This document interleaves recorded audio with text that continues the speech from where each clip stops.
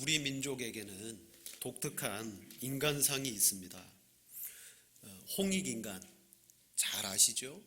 뜻은 널리 인간 세계를 이롭게 해라.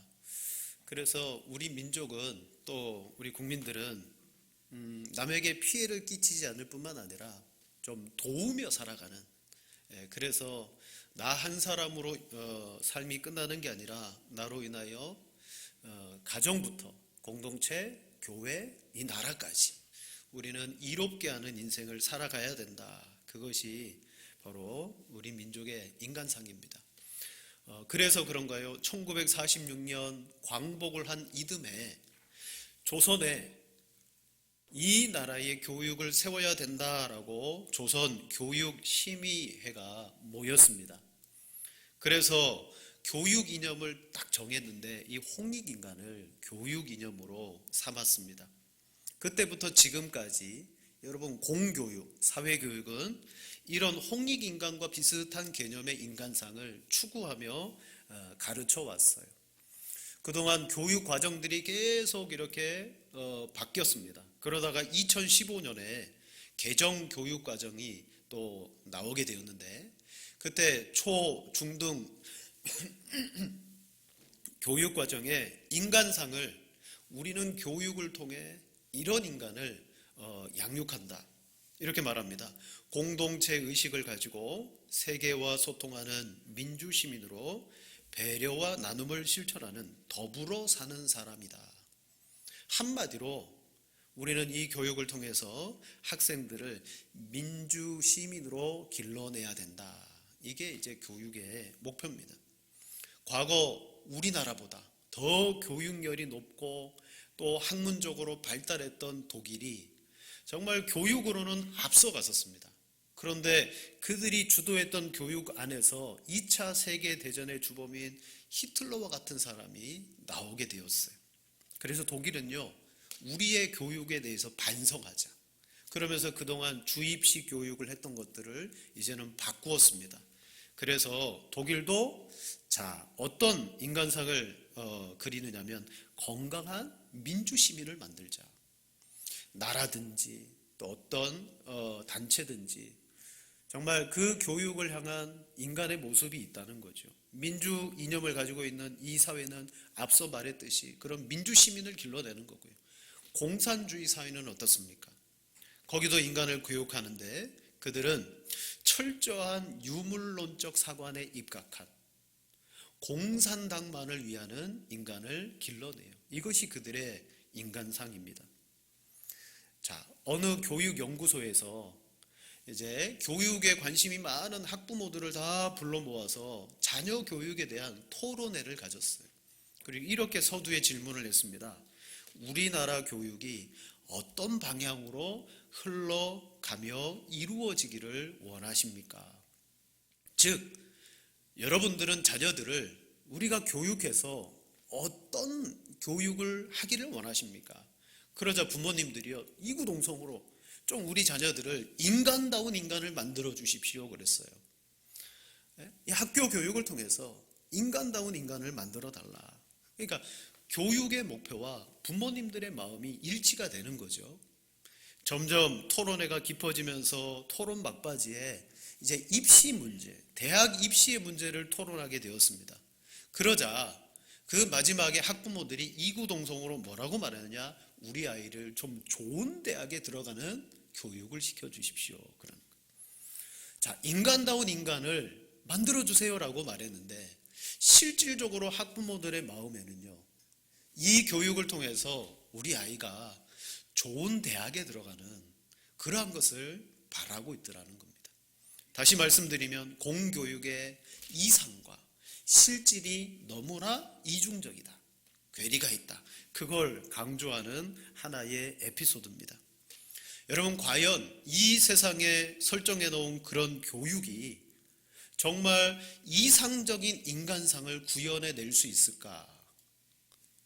한마디로 말씀드리면 독일이나 수많은 역사적인 교훈을 돌아보면요, 교육 같고 교육을 통하여 그렇게 세상을 인간다운 인간들이 사는 삶으로 만들어갈 수가 없다. 우리는 수많은 전쟁과 역사적인 사건을 통해서 배웠습니다. 우리나라도 여러분 교육부 장관이 바뀌고 또 해가 바뀌면 끊임없이 여러분 입시에 대한 어떤 전형들이 계속 바뀌잖아요. 그러다 보니까 저희 집 큰 아이의 입시의 전형이 다르고 둘째가 다르고 셋째가 다르고 그러니까 이 어디에다가 맞춰야 될지를 모르겠는 거예요. 중요한 것은 참 인간을 만들어내야 되는데 교육이 그것을 감당할 수 있느냐? 없습니다. 그래서 성경은 이렇게 대답합니다. 오직 하나님이 인간을 창조하지 않으시면 안 된다. 정말 하나님이 원하는 인간다운 인간은 교육으로 되는 게 아니라 하나님이 그런 사람을 창조해 내셔야 된다라고 말합니다. 첫 창조에서 하나님은 아담을 만드셨습니다. 그를 다스리고 번성하고 충만하라라는 정말 인간에게 아주 거룩한 사명을 부여했습니다. 하지만 인간은 얼마 지나지 않아서 하나님께 반역하고 스스로 주인이 되고 왕노릇했습니다. 자, 인간이 왕이 되고 난 다음에 세상은 더 좋아졌을까요? 성경은 인간이 범죄하고 난 다음에 땅부터 저주를 받아서 엉겅퀴를 내고 가시를 내고 황폐케 되고 사람들 간에는 미움이 싹트고 살인하게 되는 그러한 세상으로 바뀌었어요. 죄를 지은 인간으로 말미암아 세상은요 황폐하게 되었습니다. 그리고 그 죄된 인간들이 문명을 이루고 오늘날까지 많은 발전을 이루며 우리가 살아가고 있어요. 지금도 끊임없이 교육해서 사람을 인간답게 만들어 보겠다고 말합니다. 국가도, 정치도, 또 경제도, 교육도, 사회제도도 모두가 다 정말 인간에게 집중되어 있어요. 하지만 그것으로는 간접적으로는 사람을 키워낼 수 있지만 정말 하나님이 원하는 이 세상이 추구하는 인간은 만들어낼 수가 없습니다. 그래서 하나님이 새로운 인간을 만들어 주셔야 되는 거예요. 그래서 성경은 이렇게 선포합니다. 고린도후서 5장 17절 말씀 우리 다 같이 한번 읽겠습니다. 그런즉 누구든지 그리스도 안에 있으면 새로운 피조물이라 이전 것은 지나갔으니 보라 새 것이 되었도다. 아멘. 누구든지 그리스도 안에만 있으면 새로운 피조물입니다. 이전의 사람이 아닙니다. 완전히 새로운 사람이 됩니다. 성경은 이것을 선포합니다. 새로운 피조물이다. 여기는 바로 성도인 우리를 향하여서 그리스도인 바로 새로운 피조물이다 라고 말해요. 곤충으로 치자면 애벌레가 여러분 애벌레 귀엽게 여기는 사람 별로 없죠. 징그럽고 혐오스러워요. 그런데 이 애벌레가 어떤 과정을 거치면 여러분 하늘을 자유롭게 날아다니는 그래서 보기만 하면 아 저거 너무 예쁜데 그러는 나비가 되는 것처럼 하나님께서는 원래 우리가 애벌레처럼 이 죄악의 땅덩어리 속에서 우리는 기어다니고 그 모든 죄악들을 묻히면서 다녔어요. 하늘에 날아다니는 나비를 보면서 나와는 다른 존재라고 여겼을 거예요. 그런데 여러분 그 애벌레가 놀라운 변화를 거쳐서 나비가 되었던 것처럼 오늘 고린도후서 5장 17절은 그리스도 예수 안에 있으면 그 사람은 새로운 피조물이 된다라고 분명하게 말씀합니다. 그의 본질이 바뀌는 거예요. 그의 본질이 완전히 예수님 안에서 바뀌는 것입니다. 어떻게 바뀝니까? 누구든지 그리스도 안에 있으면 그리스도 안에 있다라는 것은 다른 말로 말씀드리면 연합입니다. 예수 그리스도와 연합하면 성경에서 이 연합이라는 말은 동맹이라는 뜻도 있지만 남자와 여자와의 한 몸이 되는 것을 뜻하는 거예요. 우리가 예수님과 연합할 때 이때 연합은 뭡니까? 믿음으로 연합하는 거예요. 예수님이 나를 위하여 십자가에 못 박히셨다. 내 죄 때문이다. 나도 예수님 안에서 십자가에 못 박히고 예수님이 죽으셨을 때 나도 죽었고 예수님이 무덤에서 부활하셨을 때 내가 그 부활을 믿을 때 우리는 그리스도 안에서 연합하여 나도 부활한 겁니다. 그러므로 예수님 안에 있어야지만 새로운 인간이 되고 피조물이 되는 거예요. 사랑하는 여러분, 바로 이렇게 사람이 새롭게 되기 위해서는 예수님이 요한복음 3장에 니고데모에게 말했듯이 사람이 거듭나지 않으면 하나님의 나라를 볼 수 없다. 아니, 어떻게 거듭날 수 있습니까? 어머니의 뱃속에 또 들어가야 됩니까? 그때 예수님이 말씀하셨어요. 요한복음 3장 5절 말씀. 진실로 진실로 내게 이르노니 사람이 물과 성령으로 나지 아니하면 하나님의 나라에 들어갈 수 없느니라. 육으로 난 것은 육이요 영으로 난 것은 영이니. 성령이 우리로 하여금 다시 태어나게 만드셨기 때문에 그리스도 안에서 저와 여러분들이 새로운 피조물이 이미 된 줄로 믿습니다. 자, 성령의 역사로 예수님이 믿어지는 것이, 그 예수님이 나의 구주라는 사실이 믿어지고 고백되어지고 섬기며 살아가는 이것 자체가 뭐냐? 내가 새로 태어났다, 거듭났다라는 증거예요. 그리고 그와 더불어 우리는 물로써 세례를 받습니다. 세례는 나는 죽고 예수님 안에서 나는 새롭게 태어났습니다라는 의미가 들어있어요. 그래서 우리가 다시 태어나는 거는요, 성령의 중생의 역사가 아니고서는 새롭게 태어날 수 없어요. 그렇게 만들어진 사람이 누굽니까? 새롭게 창조된 피조물이에요. 성도는 이 땅에 등장한 새로운 인간입니다. 자, 아담이 첫 번째 하나님의 형상을 가진 그 땅의 인간이었다면 그는 온 인류를 잘못된 인간상을 만들어버려서 죄악으로 말미암아 악과 심판으로 끌고 갔습니다. 두 번째 아담이신 예수님은 우리를 영원한 생명으로 이끌어 주셨습니다. 예수님께서 우리에게 그냥 구원받게 하시는 것으로 끝나는 게 아니라 이 땅에서 정말 하나님이 창조하신 인간으로 살아가게 하기 위해서 여러분 십자가에 못 박혀 죽으셨어요. 그 예수님 때문에 우리는 어떤 존재가 되었습니까? 오늘 본문 14절에 바로 그것을 말하는 거예요. 자, 우리 14절을 같이 읽어보겠습니다.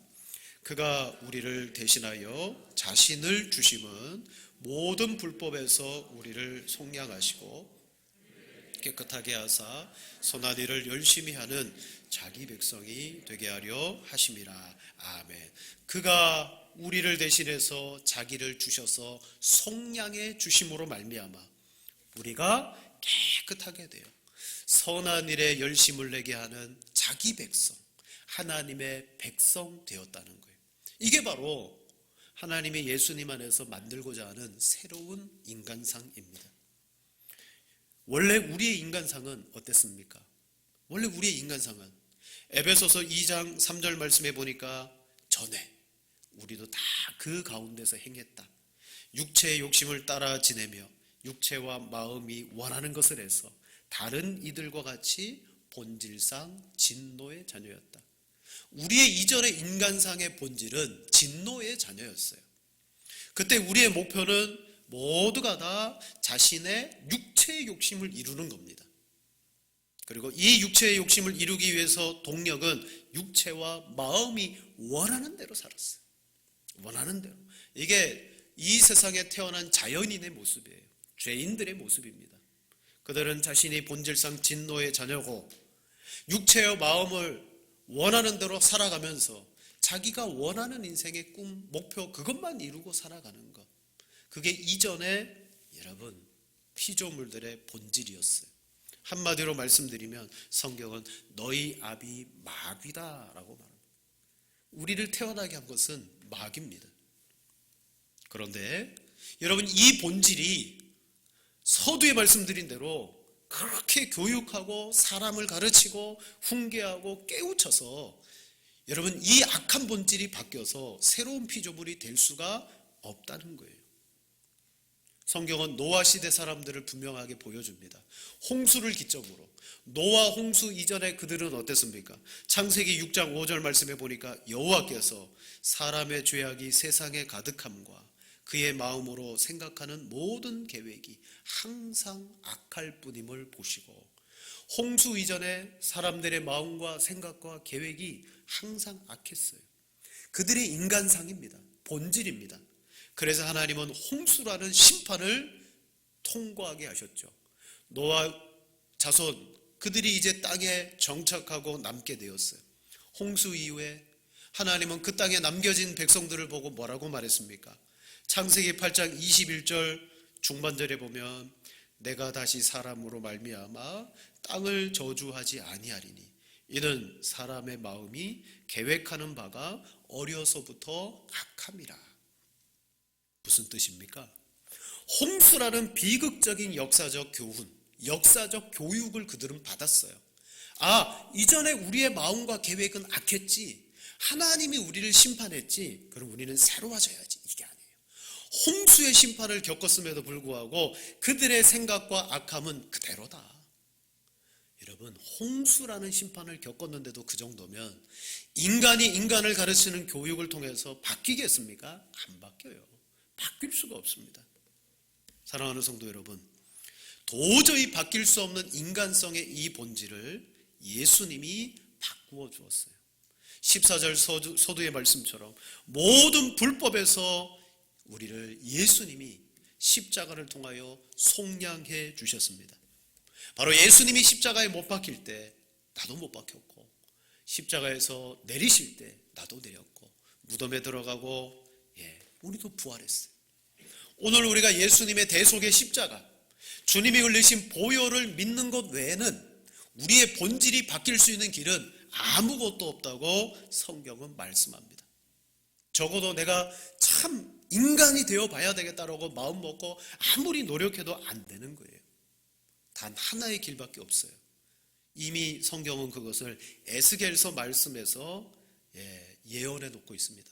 우리 성경을 보겠습니다. 에스겔 36장 27절, 우리 28절 말씀 두 절 같이 읽겠습니다.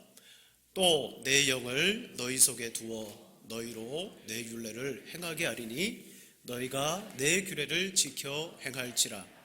내가 너희 조상들에게 준 땅에서 너희가 거주하면서 내 백성이 되고 나는 너희 하나님이 되리라. 아멘. 이스라엘 백성들의 모습을 보면 압니다. 하나님은 이 백성들을 율법도 주시고 가르치시고 계속해서 이끌어왔는데 그들은 바벨론에 멸망할 수밖에 없는 역사를 만들어버렸어요. 결국 하나님의 백성, 하나님의 인간다운 모습을 그들은 만들어낼 수가 없었어요. 바벨론 포로 중에 하나님은 이들로는 안 된다. 그래서 하나님이 하나의 방법, 내 백성 되게 하는 방법을 만드셨어요. 내 영을 너희 속에 넣어두고 너희가 돌아가 거주하는 그 땅에서 내 계명을 지켜 순종하게 만들 내 백성 되게 하겠다. 이미 구약의 이스라엘 백성들의 그 역사적인 교훈을 통하여 하나님은 우리에게 말합니다. 사람은 하나님의 영이 그 속에 들어가야만 변화되고 하나님의 백성다운 삶을 살아낼 수 있지. 겉으로 그냥 율법을 주어서 너희가 내 백성대로 살아라 라면 아무도 살 수 없는 것입니다. 그때 그 영을 우리에게 주시는 것이 곧 무엇입니까? 예수님을 믿는 거예요. 거듭나는 것입니다. 물과 성령으로 거듭나는 것이 예수님을 믿는 것이고 하나님의 영이 우리 안에 들어오는 겁니다. 바로 예수님이 우리를 위하여 속량해 주신 십자가를 내가 믿는 것이, 그러므로 하나님의 선한 일에 열심을 내는 백성이 되게 하겠다. 그때 비로소 잃어버린 하나님의 형상을 갖춘 여러분, 이 시대에 성경적인 인간이 출현하는 거예요. 그리고 이 자리에 계신 여러분들이 예수님을 믿기에 여러분은 새로운 피조물이고 성경적인 인간으로 변화된 줄로 믿습니다. 자, 오늘 죄인인 우리가 그렇게 변화될 뿐만 아니라 성경은요, 이 세상의 피조물도 정말 하나님의 자손들이 이 땅에 나타나기를 고대하고 있다라고 말합니다. 왜 그렇습니까? 아담이 타락하고 난 다음에 자연 만물도 저주를 받잖아요. 고통을 겪습니다. 자연 만물이 오늘날 지구 온난화 이거 하나만 봐도 그래요. 인간의 죄악으로 말미암아 이 세상이 피폐해질 대로 피폐해지는 거예요. 이때 피조물들이 뭘 기다립니까? 처음 이 세상에 등장했던 아담과 같이 하나님이 이 땅에 하나님의 사람들이 이 땅에 와서 회복시켜 주기를 기다리고 있어요. 자연 만물들은 아담의 범죄서부터 이 땅의 죄악의 역사들을 다 보았어요. 그 죄악의 사람들로 말미암아 자연 만물들이 고통을 겪었어요. 그래서 만물이 고대하고 있어요. 자, 로마서 8장 19절입니다. 피조물이 고대하는 바는 하나님의 아들들이 나타나는 것이니. 피조물이 고대하는 바, 하나님의 아들들, 새로운 성경적인 인간이 이 땅에 출현하는 것을 피조물들도 고대하고 있다. 여러분, 하나님의 아들들이 이 땅에 출현하게 되면요, 그냥 사람과 사람과의 관계에서만 선한 게 아니에요. 그들은 온 세상 피조물에도 영향력을 끼치게 됩니다. 하나님의 아들들이 이 땅에서 해야 될 일이 뭐냐? 하나님의 선한 일에 열심을 내는 것입니다. 선한 일에 열심을 내는 것. 그래서 기독교의 교육 가운데 정말 예수 그리스도만이 우리를 바꾸신다, 하나님의 선한 백성이 되신다, 이게 목표예요. 근데 그런 사람을 가지고 예수님의 변화가 아니라 이제부터 가치관을 바꿔라, 인생관을 바꿔라, 생각을 바꿔라, 그걸로 안 되는 거예요. 하나님의 영이 우리 속에서 우리를 바꾸어 주셔야 되는 것이죠. 그렇다면 자, 이미 여러분은 예수님 안에서 연합됐고 그리스도 안에서 피조물입니다. 새로운 피조물. 만물이 고대했던 이 땅에 출현해야 될 새로운 인간상들입니다. 그러면 우리가 해야 되는 선한 일이란 것이 뭘까요? 선한 일이란 것이, 자, 예수님께서 마태복음 19장에 한 부자 청년을 만납니다. 부자 청년이 예수님께 이렇게 묻습니다. 선생님, 내가 무슨 선한 일을 하여야 영생을 얻으리이까? 이때 선한 일은 율법에 근거한 겁니다. 부자 청년은 혹시 자기가 이 율법적으로 모자람이 있지 않을까 예수님께 율법적으로 물어본 거예요. 제가 지금 태어나서 지금까지 율법을 지키며 살아온 것 같은데 어떤 선한 율법을 더 지켜야 영생을 얻겠습니까? 이때 예수님께서 그에게 알려주죠. 그가 율법을 물었으니 이런 율법이 있다. 너는 이 율법을 지켜라.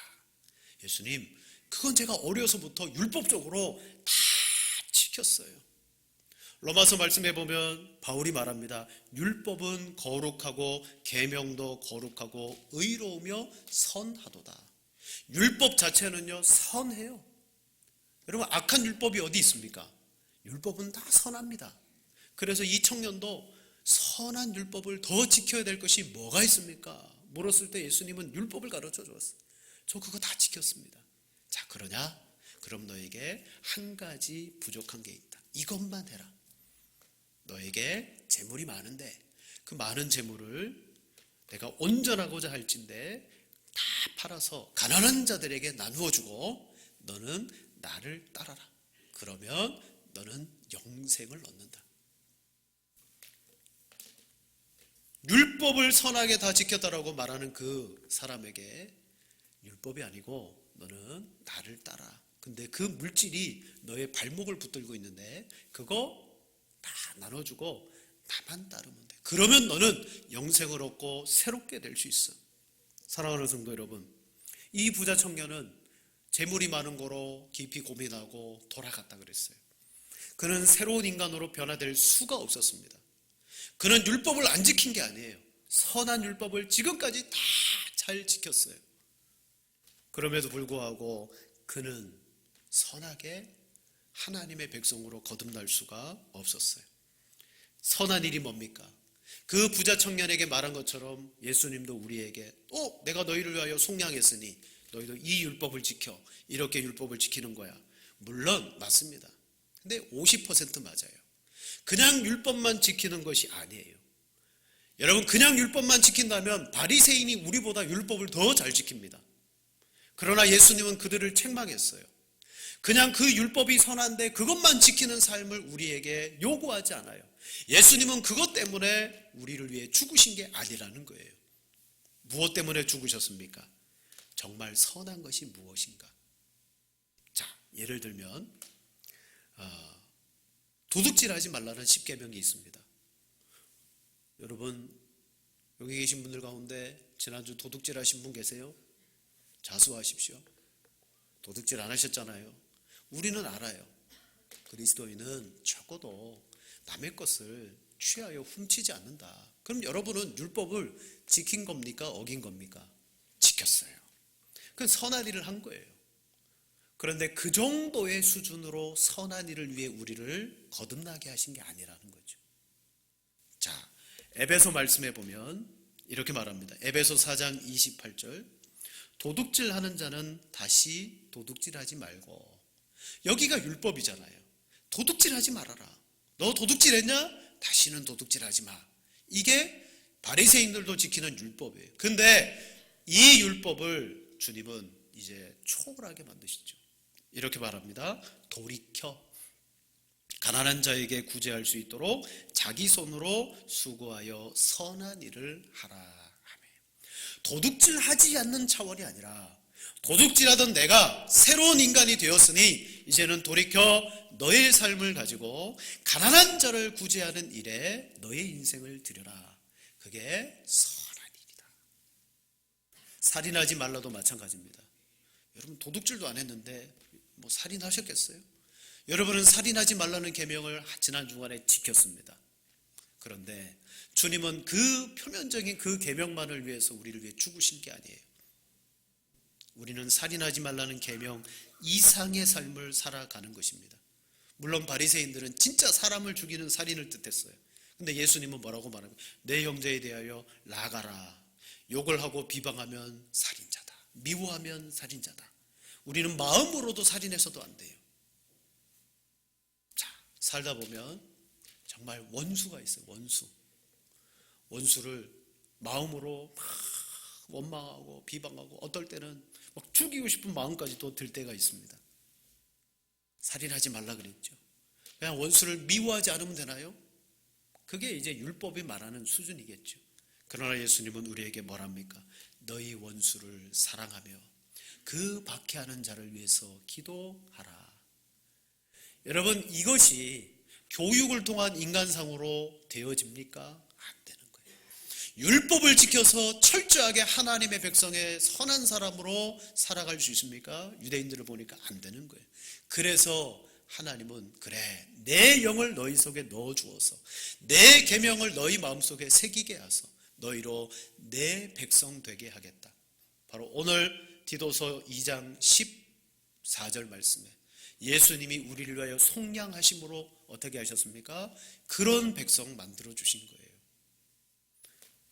여러분 모두가 하나님의 이 선한 일을 위해서 부름을 받았습니다. 그럼 이제 우리가 뭘 해야 됩니까? 가만히 있으면 되나요? 아닙니다. 본문 11절 이하 13절 말씀에 이렇게 말하죠. 우리 세 절을 같이 읽겠습니다.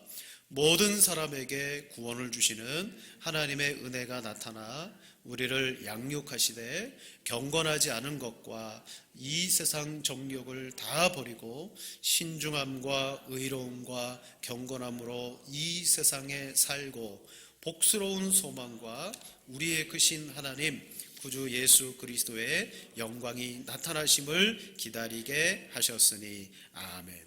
먼저는 구원을 주시는 하나님의 은혜가 우리에게 있어야 되고요. 그 다음에 우리를 양육하시는 성령의 양육이 우리 안에 있어야 돼. 그러면 더러운 것과 이 세상 정욕을 버려지는 삶을 살아가게 되고, 그 다음부터는 신중함과 의로움과 경건함으로 이 세상에 살면서 사람들이 갖지도 못하는 복스러운 소망을 바라보면서 우리는 이 땅 가운데 살아갈 겁니다. 그럴 때 그 사람이 하나님의 선한 일을 위해 부름을 받은 백성의 삶을 사는 거예요.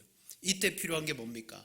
2장 1절에 보니까 바울은 디도로 하여금 엄히 교훈하라 라고 말합니다. 너는 바른 교훈을 합당하게 그들에게 말해라. 그들은 그레테 섬 사람들이에요. 근데 이 사람들이 참 독특한 게 섬이다 보니까 그들만의 본성 기질이 있어요. 그게 1장 12절입니다. 그레데인들 중에 어떤 선지자가 말하되 그레데인들은 항상 거짓말쟁이며 악한 짐승이며 배만 위하는 게으름뱅이다. 이 섬 사람들의 본성입니다. 본질입니다. 그런데 그들이 어떻게 됐어요? 모든 사람에게 구원을 주시는 하나님의 은혜를 만난 거예요. 그리고 성령으로부터 디도로 그들은 바른 교훈에 합당한 양육을 받았습니다. 그러니까 그들 속에 계신 성령으로 말미암아 더러운 것 버리고 정말 하나님의 거룩함을 갖추어 살아가게 되고 마지막에는 깨끗하게 해서 보통 인간이 할 수 없는 하나님의 선한 일을 열심내게 하는 백성 되었다라는 것이죠. 여러분, 정말 하나님이 여러분을 그런 선한 일에 부르신 것을 믿고 살아가고 계십니까? 올 설에도 가족들을 만나 얼굴 붉히고 큰 소리 내고 또 싸우고 돌아오시겠습니까? 아니시죠? 자, 가깝게는 정말 나와 가장 가까운 사람들이 내 변화됨과 내가 새로운 인간이라는 사실을 알아야 돼요. 그렇다면 여러분은 다른 것 없습니다. 정말 하나님의 백성은 성령이 우리 속에서 역사하지 않으면 그렇게 할 수가 없습니다. 성령이 하나님의 계명을 생각나게 하실 거고 그 계명 이상의 삶을 살도록 성령님께서 여러분을 인도하시고 이끌어 주실 겁니다. 그럴 때 사람들은 놀랄 거예요. 와, 어떻게 저렇게 살아가지? 성경을 보세요. 정말 하나님의 새로운 인간상을 가진 사람들이 세상을 얼마나 놀래켰는지 바로 여러분 모두가 그런 인생을 살아갈 수가 있을 줄로 믿습니다. 주님이 이미 여러분을 새롭게 하셨기 때문이고 여러분 안에 성령께서 여러분을 그 백성 삼기 위해서 계시기 때문이고 여러분이 받으신 양육과 그 가르침 속에서 여러분 생각은 하고 있잖아요. 근데 여러분의 의지로 드리지 못할 뿐이지 이제는 순종함으로 그렇게 살아가실 수 있는 모든 성도가 되시기를 정말 주님의 이름으로 축원을 드립니다.